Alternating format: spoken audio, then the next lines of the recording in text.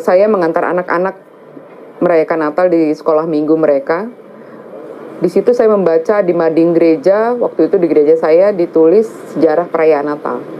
Dan memang di situ disebutkan bahwa sejarah perayaan Natal adalah sebetulnya adalah sinkretisme ya, perayaan gimana caranya pada zaman dulu orang Romawi pingin supaya ajaran agama Kristen masuk, tapi di situ ada budaya yang merayakan kelahiran Dewa Matahari.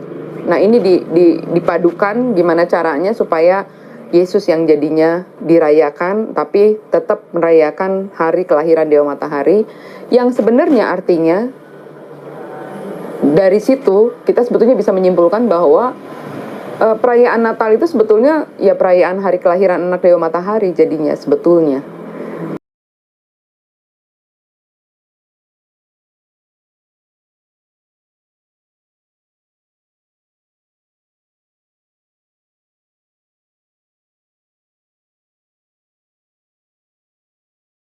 Cuma memang di mading itu ada ininya, ada apa namanya, ada disclaimernya di bagian bawah, dia bilang tapi kita mengimani bahwa hari perayaan Natal ini itu adalah kelahiran Yesus Kristus.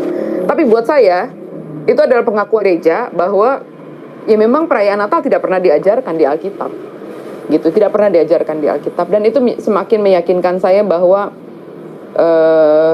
apa yang diajarkan di gereja banyak yang tidak sesuai dengan apa yang diperintahkan oleh Yesus di dalam Alkitab, gitu loh. Contoh lain yang mudah adalah Yesus tidak pernah mengajarkan kita berdoa untuk berlipat tangan.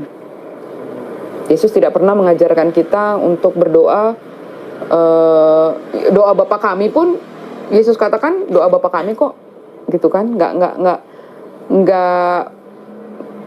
melalui apa namanya, tidak dalam namanya atau berdoalah kepadaku. Yesus pernah bilang berdoalah kepadaku, gitu.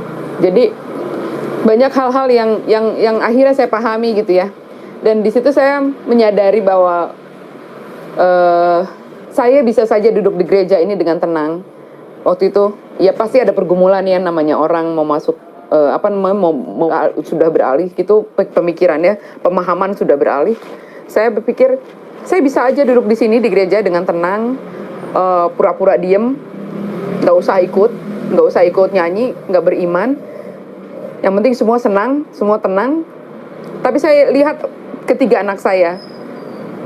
Suatu saat anak saya ini makin besar dan dia akan bertanya pada saya tentang pemahaman-pemahaman kekristenan. Saya harus jawab apa? Itu yang membuat saya makin yakin bahwa saya nggak bisa begini terus, bahwa saya harus menyatakan iman saya, gitu. Jadi udah saya makin yakin bahwa saya harus melangkah ketika saya menyadari bahwa ternyata Yesus bukan Tuhan. Yesus sepenuhnya manusia sepenuhnya. Dia memang utusan Allah, memang utusan Allah dia memang.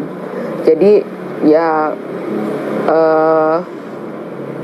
karena dia utusan Allah ya sudah, untuk apa gitu? Untuk apa saya menyembah?